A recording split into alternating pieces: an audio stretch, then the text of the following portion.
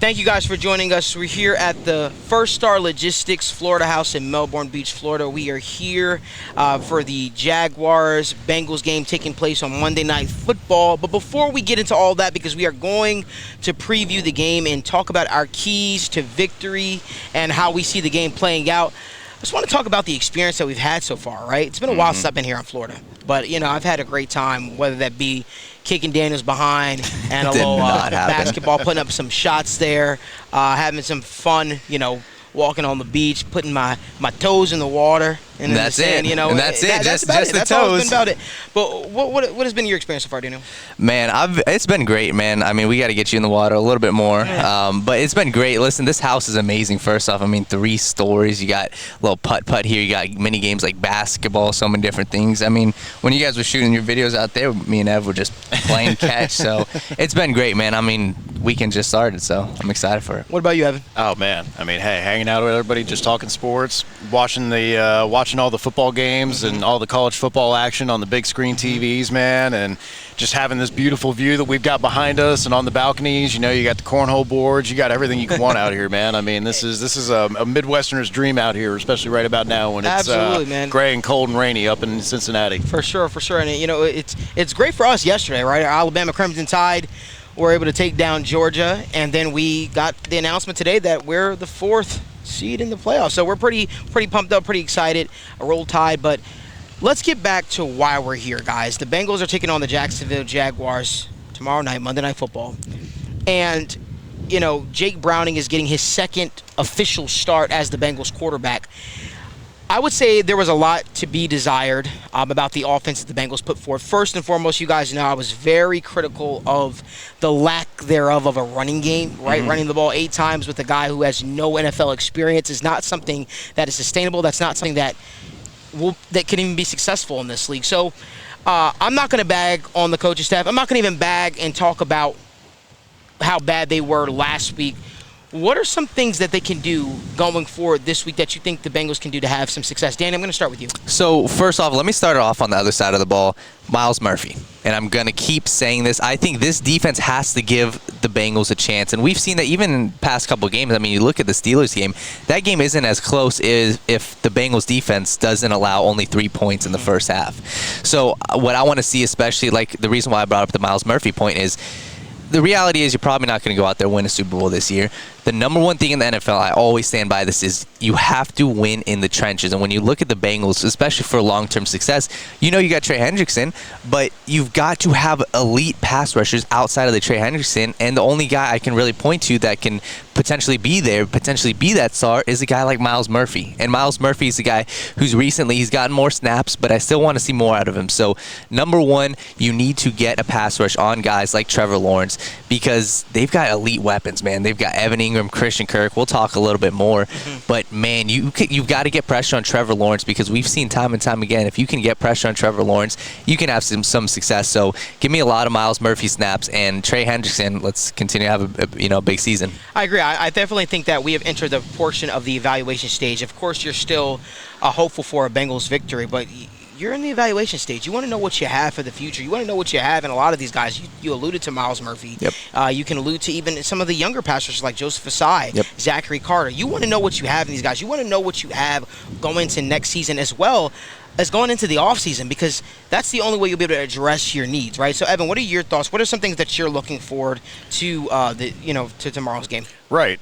You talked a little bit about what can the coaching staff, what can this offense do to try and sustain drives, produce offense, because that was obviously a tremendous issue for them last week.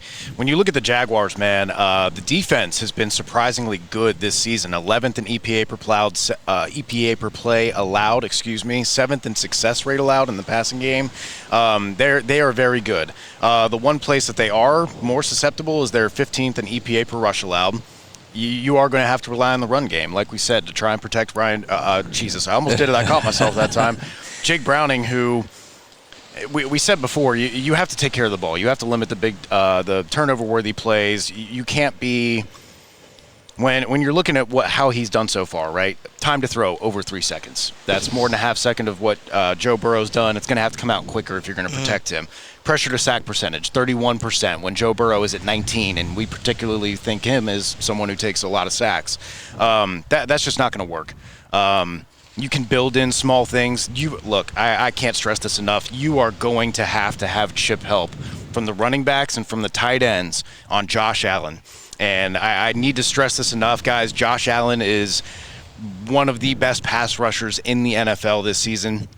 He has a 90.7 PFF pass rush grade on true pass sets, which is 5th, ahead of names like TJ Watt, Max Crosby, and Trey Hendrickson, just to say the caliber of production that he's had this season. And he is 3rd in win percentage on those true pass sets. So you definitely got to find a way to slow him down. The passing game for the Jaguars has been exceptional, but the run offense has been bottom tier, bottom 5, bottom 3, bottom 2, depending on what metrics you're looking at. You're going to have to find a way to try and contain Trevor Lawrence, which is easier said than done when Cam Delabritta is popping up late in the week with an injury report, right? Cheeto and DJ Turner are definitely going to have their hands full, and those safeties will too. I agree. Daniel? So, real quick, I want to continue to touch on this. We touched on this on the earlier State of the Jungle. Offensive line is not always about the players you guys have. It's not always about the personnel. And the reason why I stress this a lot is because you guys are all going to be watching the game on Monday night, and you're going to see times where it's one-on-one with the Josh Allen, one-on-one, with Walker on the side, even Roy Robertson, in the middle. I promise you guys, it's not always the personnel. You have to, like you said, have chip help. You have to bring in Drew Sample, bring in your running back to help, because that's something I saw a lot of times, even with Jake Browning. You can't let them go 5 wide and just let Jake Browning go in there and process. That's not how you win in the NFL. But here's also the one caveat to that, right? You think about it. They tried that in the beginning of the game. They tried to have an extra offensive lineman with Cody Ford. Why losing a guy like Joe Burrow is so significant? Obviously, we know he's worldly talented, but those checks at the line of scrimmage, right? This is Joe Burrow's offense. He knows the things that make you right, even when you're wrong. He knows his offense in and out. He knows based upon what look that this defense is giving him when to slide protection a certain way. And Jake Browning is he just got his first NFL action when Joe Burrow. When I say his first regular season real NFL action, we mean just that. The guy had 0 regular season snaps. So again, I think that even though the running the ball is probably not something you do at a great pace, I would say, it's still something you have to do. It's still something you have to still show to try to mix things up and make life a little bit easier. Doesn't mean it's going to be some world changes, but you have to try and make life a little bit easier for a quarterback with basically 0 experience, and that's not something that they did last week, right? The one thing for Jake Browning that, obviously execution is king, right? You definitely want to see players start to execute more. We could allude to routes being ran a little bit sloppy on certain receivers' end, but my thought process is with the addition of T. Higgins coming back to the lineup finally, that could take some pressure off of Jamar Chase as well as Tyler Boyd and really put some stress on the defense. So I think that I definitely want to see the running game get involved. But maybe, what's that one saying says? If you can't find your X's and O's, find your Jimmys and Joes. You got to go and find your playmakers. You got to try to get the ball to your playmakers, and your playmakers is Jamar Chase, is T. Higgins, and you got to give these guys a chance. And that's all you got to do. You got to give these guys a chance. And that's I hate to say it's that simple, but at the end of the day, it is. It is, especially with the backup quarterback. I hate going back to, the first game that Jake Browning played and say, okay, well, because it was fine, but what was the difference between the Ravens game and the Steelers game? I'll tell you what it was. It was the unknown.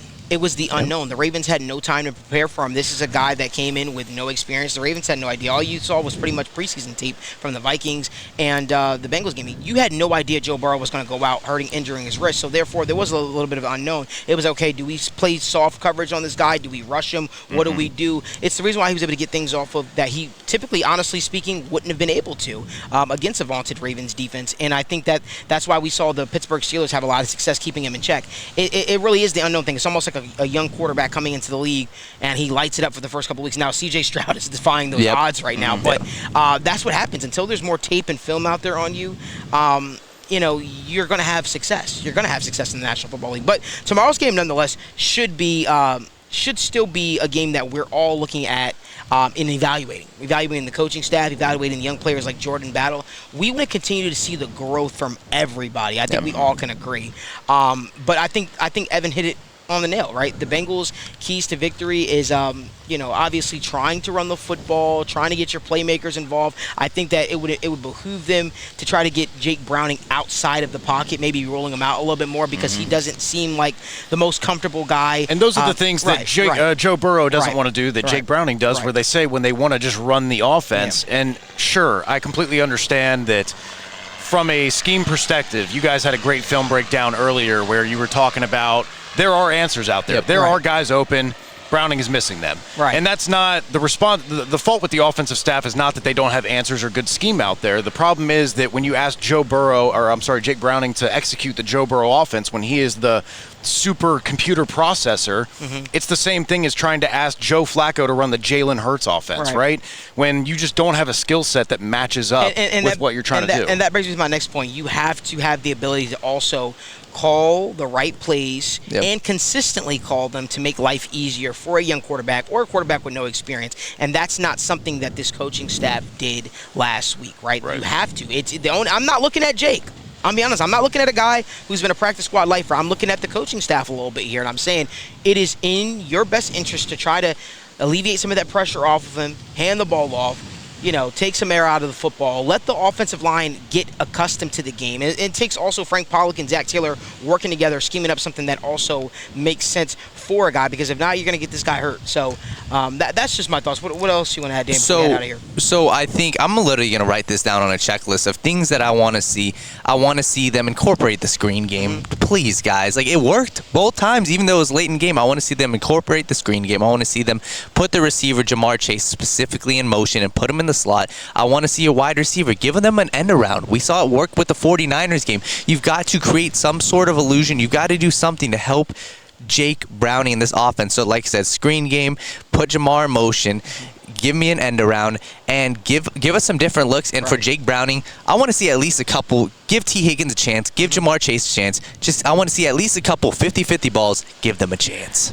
Guys, we want to thank you guys so much for taking your time out of your day to watch us as we get ready for Bengals taking on the Jacksonville Jaguars Monday Night Football. If you guys could do us a huge favor, give this video a like and subscribe to the YouTube channel with the Sit Down Malik Wright and the First Star Media Group YouTube channel. We have awesome content coming out all week, so make sure you guys are also following First Star Logistics. Also, remember, every single week that the Bengals play a game, First Star Logistics will be doing a unique giveaway. This week's giveaway is a custom grill. Ooh. And if you want an opportunity to win this, head on over to First Star Logistics pinned tweet on X or Twitter, whatever it's going by these days, and check that out and make sure you guys enter in for a chance at this awesome prize. But until then, we want to thank you guys.